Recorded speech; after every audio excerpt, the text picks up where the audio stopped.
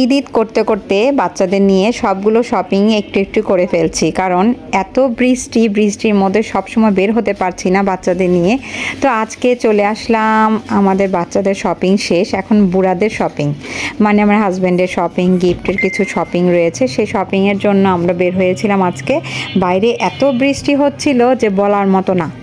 যাই হোক, আমার হাজব্যান্ড তার পছন্দ মতো কিছু জিনিস নিয়ে নিল। এরপর হঠাৎ করে মনে হলো যে বড় মেয়েকে আরেকটা কিছু দিব, তো এর মধ্যে ওকে ডেকে আনলাম বৃষ্টির মধ্যে। ও তো খুব খুশি, বোঝা যাচ্ছে না। সে আজকে সকালে আমার সাথে বৃষ্টিতে ভিজতে চেয়েছিল, কিন্তু সেটা হয়ে গেল। যাই হোক, তার খুব খুশি দেখে বোঝা যাচ্ছে সে বৃষ্টিতে ভিজে এসেছে, আমার সাথে ভিজবে। তারপর সে এখান থেকে দুটো ড্রেস চয়েস করে নিল। এরপর এখানে কাজ শেষ করে আমরা সরাসরি চলে গেলাম মাস্কাট প্লাজায়। আমাদের এখানকার যে মাস্কাট প্লাজা, যেটা আমাদের সবচেয়ে বড় শপিং মল, সেখানে চলে গেলাম। সেখানে আমার হাজব্যান্ডের জন্য বাইরে অপেক্ষা করছিলাম, তার আসতে একটু দেরি হচ্ছিল, তো বৃষ্টিতে ভিজছিলাম দুজনে মিলে। তারপর আমরা আস্তে আস্তে উপরের দিকে চলে গেলাম। আর এখানে আমাদের অল্প কিছু গিফট শপিং রয়েছে, সেই গিফট শপিংয়ের জন্য আমরা এসেছি।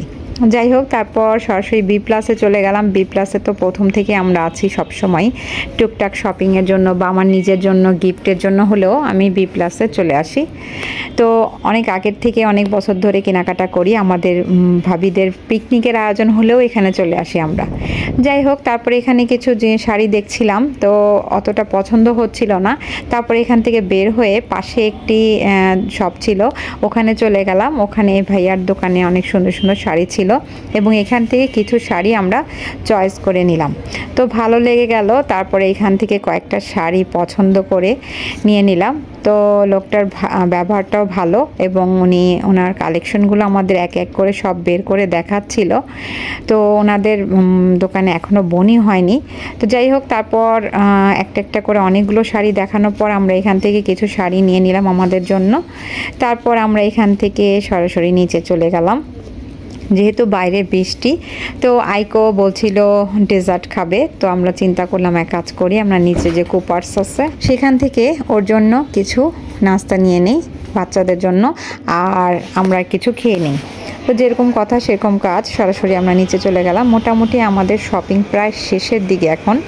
তো নিচে কুপার্সে আমরা চলে গেলাম। তারপর সেখানে যে আমরা আমাদের পছন্দ মতো, সবাই সবার জন্য যে যেটা পছন্দ করে সে সেটা মতো একটু একটু করে পছন্দ করে নিয়ে নিলাম খাবারগুলো। এবং আমি বাচ্চাদের জন্য, বাসা যেহেতু ইমিকো এবং দাইসকে রয়ে গিয়েছে, তাই ওদের জন্য কিছু অর্ডার করে নিলাম, ওদের জন্য পার্সেল করে নিয়ে নিব।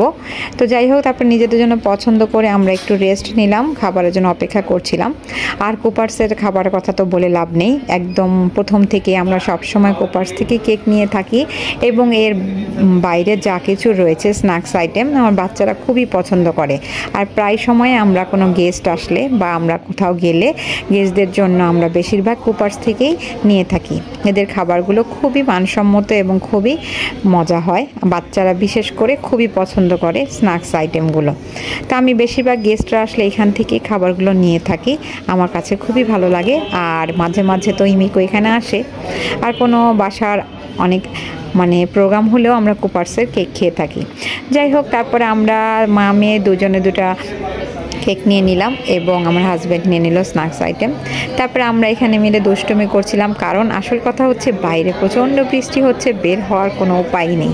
তাই ভাবলাম এখানে বসে একটুখানি কফি খাই, একটু কফি নিয়ে নিয়েছিলাম। আর আমরা দুজন মিলে ডেজার্ট নিয়েছিলাম। তো আমাদের চকলেট কেকটা খুবই পছন্দ, কিন্তু আমি একটু চেঞ্জ করে আজকে চিজ কেকটা নিয়েছিলাম। এই কেকটা অনেক মজা, তো আমি যার কারণে আমার ছেলে চিজ কেক খেতে খুবই পছন্দ করে। তারপরে এই তো দুজন মা মেয়ে মিলে খুব দুষ্টামি করছিলাম। এরপর আমরা সবাই মিলে একসাথে খাওয়া দাওয়া শেষ করে এখান থেকে বাসায় চলে গেলাম। এই তো ছিল ছোট্ট একটি শপিং ব্লগ, বৃষ্টিতে মেয়েকে নিয়ে ভেজার সাথে। এই তো কেমন লাগলো অবশ্যই জানাবেন। আজকে এই পর্যন্তই, ভালো থাকবেন সবাই, নতুন কোনো ব্লগ নিয়ে আবার আসবো। ভালো থাকবেন সবাই, সঙ্গে থাকার জন্য অনেক অনেক ধন্যবাদ। আসসালামু আলাইকুম, খোদা হাফেজ।